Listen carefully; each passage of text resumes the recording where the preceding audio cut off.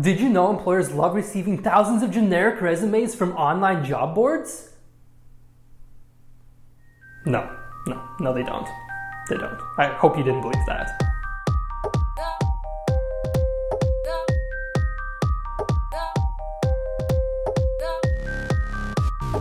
I'm sorry to break this to you, but if you're only applying online in your job search, you're going to be missing a lot of opportunities because online job boards suck. Did you know that nearly 4 out of every 5 jobs are never even posted online? Even worse, many postings are outdated, already filled, or are only online as a formality. This phenomena is called the hidden job market, and it's huge. It's not that these jobs are meant to be secret, but most employers simply don't like to look for candidates online. So, how do employers hire? Take a good look at the employer hiring pyramid. The first place employers look for new hires are their own professional and personal networks. If they don't find anyone there, they enlist the help of professional recruiters.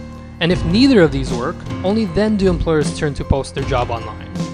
Meanwhile, most candidates look for work in the complete opposite order by spending the majority of their time looking at online postings. See the problem? You see, when you apply online, you're competing against thousands of other people. And guess what?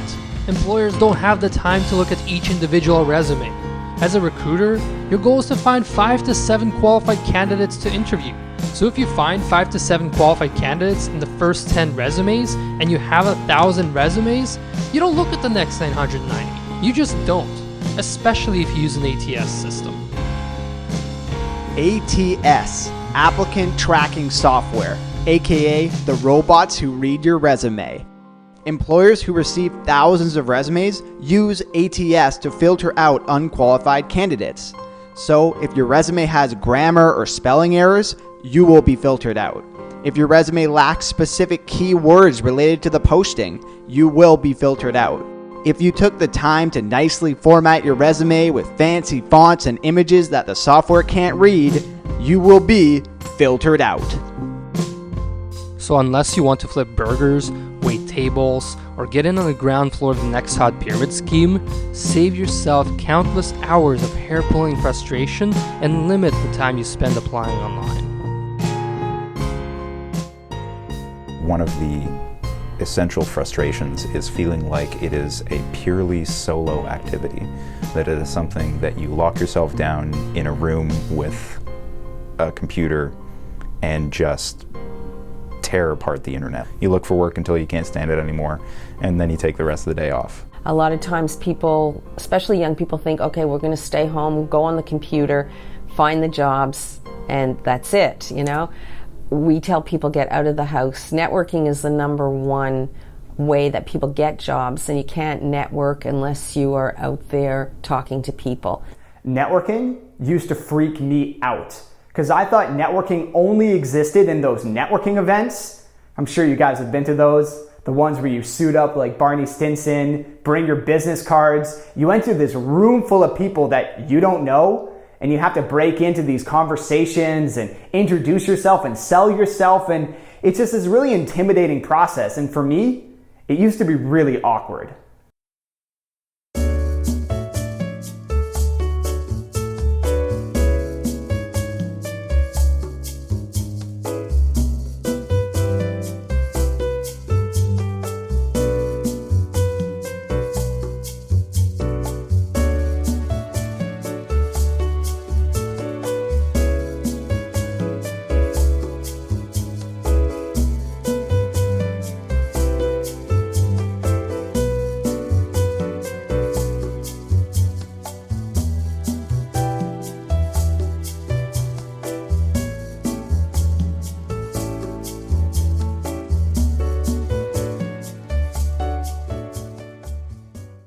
Networking does not have to be that awkward. There are so many better and easier ways to meet new people and build your personal brand, like informational interviews.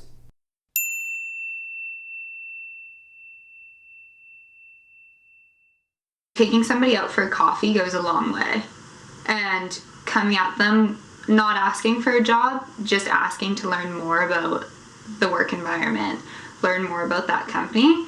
That goes a long way, and people will see right through it if you're asking for a job versus if you're just genuinely interested. My ask for every meeting was not, I'm looking for a job. My ask was, I'm looking for career direction, and I see you as somebody that would be able to give me valuable advice. Would you meet me for coffee? We traveled all across Canada to make this series and set up hundreds of informational interviews. And yes, it's really challenging to approach a complete stranger and ask them for the time. That's why we start off with our friends and family, asking them to introduce us to their friends who can answer our questions. When I went in and talked to Steve about you two coming down, there's two ways I could have played that. I could have said, yeah, there's a couple of guys coming down, they're friends of Liam's, and they want to talk to you, and they're making a video, right? But instead, I gave you the kudos you guys deserve, which was to say, yeah, there's a couple of people who've been by the house, and they're making a film about employment across Canada. They're moving across Canada, and they're checking things out. And they're here at Kamloops, and they want to, so on and so forth. And he really thought something of what you were trying to do. I think he was thoroughly enthralled with it. He loved it. Most veterinarians, they've been there. They've been knocking on people's door, I want some experience, and so they're pretty understanding of that type of thing. I've had people that have called me for an interview and asked to do exactly that. Instead of coming in, can I take you out for lunch? Everybody seems to be more relaxed in that type of setting. You will be surprised how open and willing professionals are to meet with young and ambitious people. And best of all, when you make that first good impression and build that meaningful relationship, your contact is going to be more than willing to introduce you to their network. I got to meet all these people who then I got to ask questions and learn about how they did things, why they did things. Then got connected to other people. So they'd be like, you're doing this? You should talk to my friend in San Francisco. And then being linked from him to another person who is a great networker and connector in San Francisco. And then he linked me over to New York, a man in New York that I could go talk to. And it was this amazing, beautiful series of connections that wouldn't have happened unless I opened myself up to the vulnerability and said, this is what I'm doing. I'm trying to achieve this. Do you know anyone that can help me do this? And it also works the other way around, because even though there's not a job there and you don't go in to apply for a job, you go in to get information. That's why it's an informational interview, an informational session. The employer also, he gets to sit down and talk to you. And you can tell a little bit about yourself. And most bigger companies always have jobs coming up.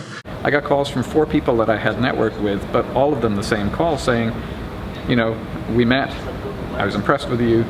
There's a position that just came up in our company. I think you'd be a standout. If you're interested, send me your resume. I'll march it down to HR and I'll refer you for the job. Boom. Yeah, boom. Informational interviews is the most effective way to network. You're gonna build meaningful relationships, you gotta figure out your career path, and you might even land a job opportunity. How cool is that? I've literally done hundreds of these things and I enjoy every single one of them. So go do it. Go do an informational interview. Why are you sitting behind your computer desk? Go do it now. This is what you need to do. This is like the thing. This is like the thing. If you take one thing away from this docuseries, it's you gotta go out there and you gotta meet people. I know it's hard, but it's gonna get easier every single time you do it. So go out there, meet new people, because new opportunities come from meeting new people. Networking! It's awesome.